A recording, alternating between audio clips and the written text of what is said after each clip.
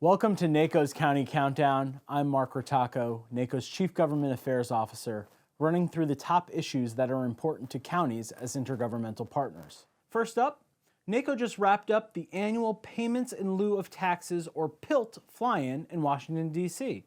On September 12th, county officials from across the country met with almost 60 congressional offices to advocate for full funding for the PILT program during the appropriations process and for the swift reauthorization of the Secure Rural Schools, or SRS, program. Both the PILT and SRS programs provide critical funding streams for counties with public lands. Thanks for everyone who attended this year's PILT fly-in. Second, on September 18th, the U.S. House of Representatives passed the bipartisan Protecting America's Children by Strengthening Families Act, which would reauthorize a critical child welfare program. Counties want to see this bill become law because it will support our ability to provide flexible services to children, youth, and families at risk for or currently involved with the child welfare system. Next, on September 9th, two federal agencies issued a final rule to further enforce provisions under the Mental Health Parity and Addiction Equity Act, a sweeping mental health parity rule enacted in 2008. The final rule addresses concerns raised by NACo by providing additional guidance on local government compliance and taking a collaborative approach to compliance enforcement.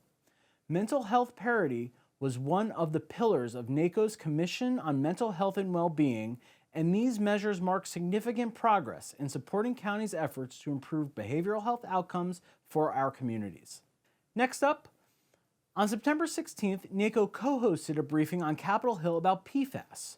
PFAS are a group of synthetic chemicals that have been manufactured and used in a variety of industries since the 1940s and are increasingly a public health concern.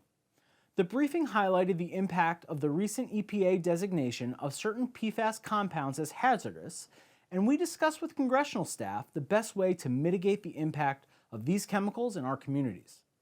NACo is concerned about compliance costs facing local governments and the need for increased liability protections for passive receivers of PFAS, like counties. And finally, NACo is continuing to advocate against several pieces of legislation that would increase heavy truck size and weight.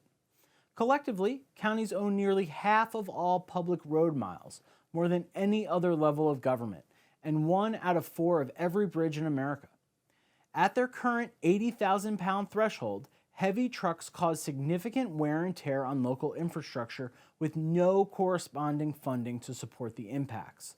A local bridge study conducted by our coalition partners and county engineers found that it would cost over $78 billion to upgrade local bridges and handle new weights being proposed by Congress. Thank you for watching, and visit naco.org for all the latest information and resources.